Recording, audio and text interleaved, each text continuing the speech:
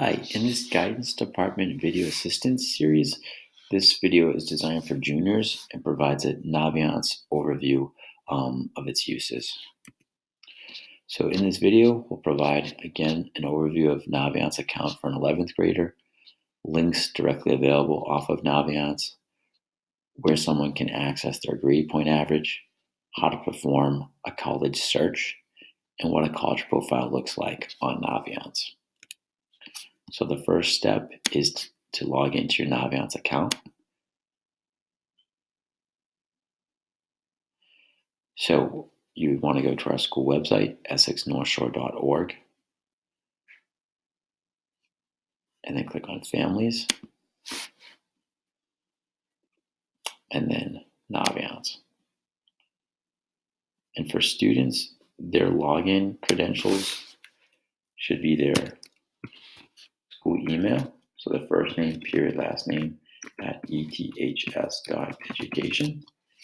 And their password should be their 6-digit student ID number. If a student cannot recall to log in, they can always click Forgot Your Password, or they can connect with their guidance counselor. Once a student logs into their account, the place that I want to draw everyone's attention to is the Attention Juniors, please read this information, highlighted in yellow.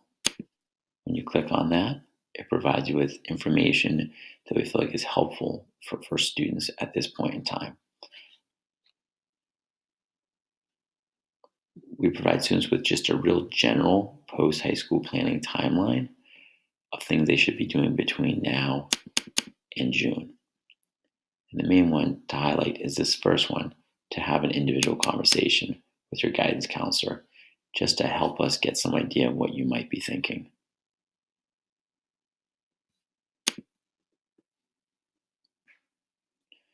There'll be another video going into more detailed information about the SAT and ACT comparison and admission tests in general. But I do just want to provide you with this information off of the homepage.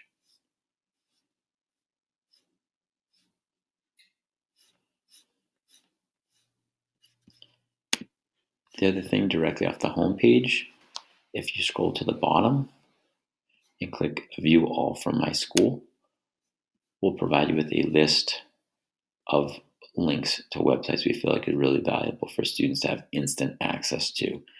So it just saves a little bit of time from having to go perform a Google search for some different things like where to practice for the SAT or where to practice for the ACT. Or if you're someone interested in pursuing one of the military branches, where to practice for that ASVAB.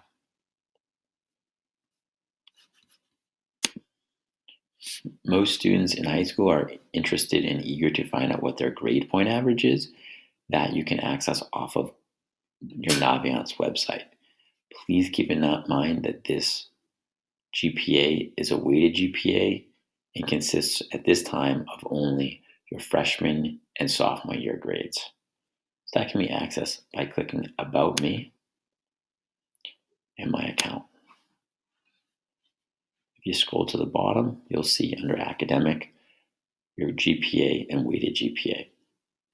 Our school operates on a weighted GPA system. That's what we report to colleges. In some instances, students may need an unweighted GPA. In those instances, they should access their guidance counselor to find out how they would go about doing that. The reason why we operate on a weighted GPA is because depending on the level of class a student takes, that is what is input into their GPA. So for example, an A in an honors class inputs into their GPA as a higher number than an A in an ACP class or an A in a CP level class.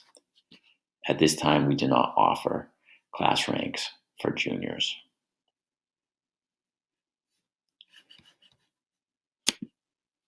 Another really useful feature in Naviance is the different options they have for college searching. So right off the college's page, you can use this almost as like a Google search for a school.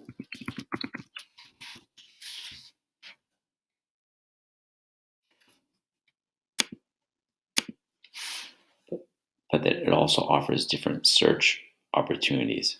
So what I'm just going to briefly talk about is the Advanced College Search. It's a filter system that allows you to put in some different criteria you might be looking for in a school. So for this one, I'll put a four-year school, public, private, makes no preference, co-ed, the surroundings. I might be considering large city, large town, small town. Then it lets me look by location. And it lets me look by students, admission, athletics, majors, costs, among other things. Whenever you're ready, you can click View Matches, and it gives you a list of the schools that meet that criteria. I'm just going to use UMass Amherst again as an example.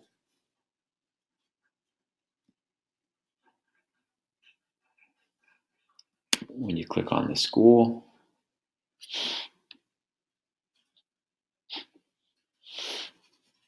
it will provide you with a profile about the school, a direct link to the school's website as well. You'll find out different things about deadlines, if that's what you're interested in.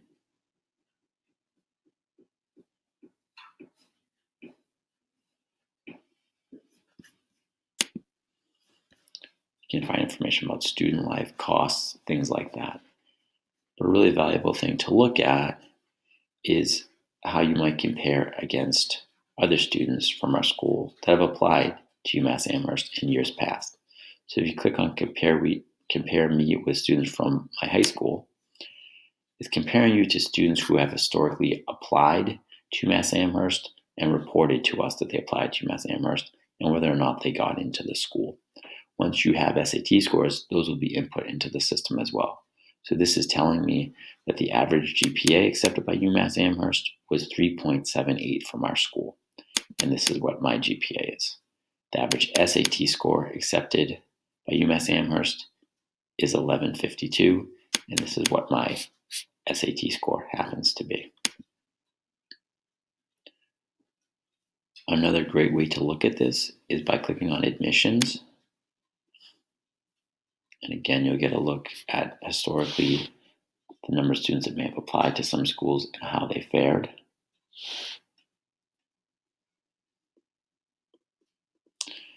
And a scattergram. So what the scattergram is telling me is the green check marks indicate students that were accepted. Anything red indicates they were eventually denied. And anything blue indicates that the student we never really heard back from, whether or not they got into the school.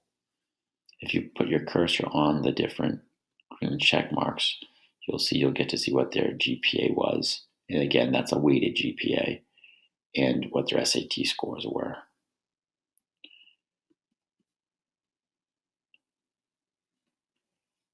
I'm indicated on this scattergram by this light blue. If you do not have SAT scores, you won't be plotted on the chart. It does very much need you to have SAT scores or ACT scores to be plotted on the scattergram. So in this situation, it'd be extremely difficult to say whether a student would be accepted to the school or not, given that there's a couple greens, but there's also quite a few reds in this area.